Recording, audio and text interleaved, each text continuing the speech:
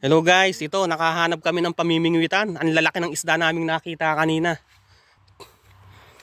Dito, talagang ang hanapin lang namin pang ng pamimingwit. Nasurvey na namin mga namin. Ang lalaki ng isda. Ang accommodation namin dito, ayun lang dyan, malapit lang ilang lakad lang.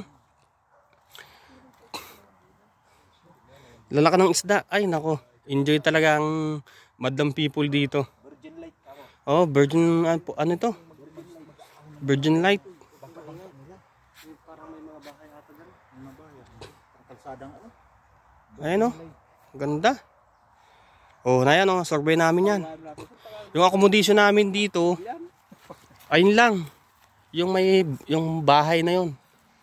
Yun yung may na yun may gitna yan, yung accommodation namin. Tapos na ito yung ilog lang Ganda mamingwit dito. Survey namin, ang lalaki ng isda kanina. Kaya nga.